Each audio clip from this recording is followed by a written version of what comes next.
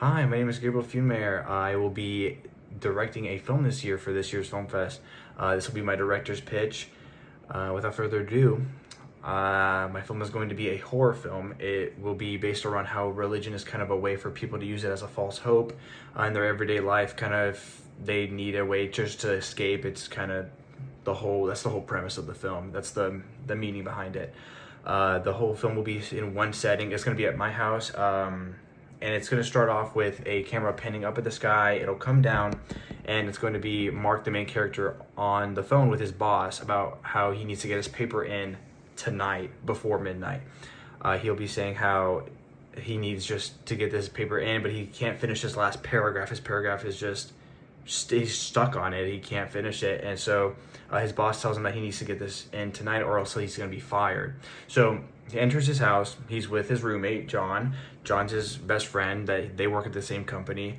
And he talks to John about how he can't get this paper in. He's been stuck on it for hours. Like, he cannot finish it. And John, who's also a writer, tells him that he has a way to fix his problem. He has a link that can pretty much fix his problem for him. It doesn't necessarily like completely solve it. It just gives him an idea on what he can do.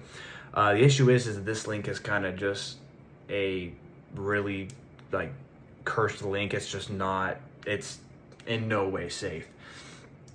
He then sends this link to Mark, and Mark sits on the link. He doesn't want to use it because he wants his own idea. He wants to use his own ideas, and eventually it's 11 p.m. He needs to get it in by midnight, so he uses the link, and the link just completely fries his computer. It shuts it all down. Nothing's turning on.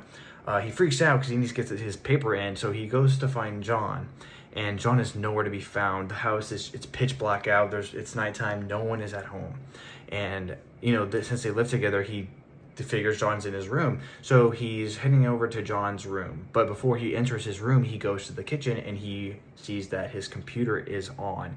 It's completely just white, and all he sees is the link that he sent Mark. And so he goes to the computer and he notices that John's computer, everything's white besides that link. That's the only thing on his. Sorry about that. The only thing that's open on his computer. And so he thinks it's odd, but as he processes that's the only thing on his computer, a plate, the camera will make sure it's on frame, but a plate will fall from the second story. It's going to hit the ground, and as Mark realizes what's going on, he realizes that John isn't home. He's by himself. It's going to be midnight, and a plate just fell from the second story, and he is obviously freaking out.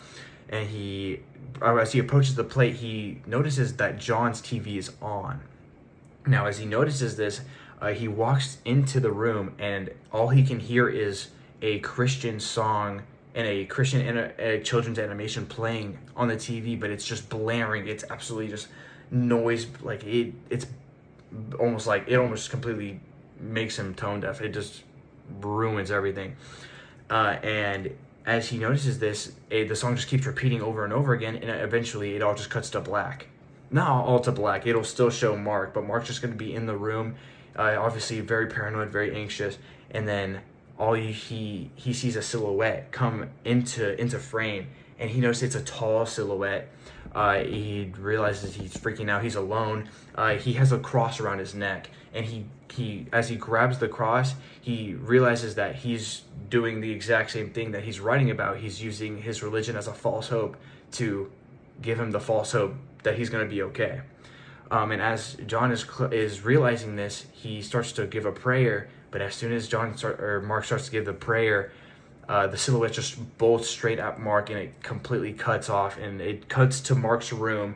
It'll just be a cut of his monitor, his computer monitor, and it's gonna be where the last paragraph is supposed to be. And it'll pan to Mark, and Mark is completely. He's just dead on his computer.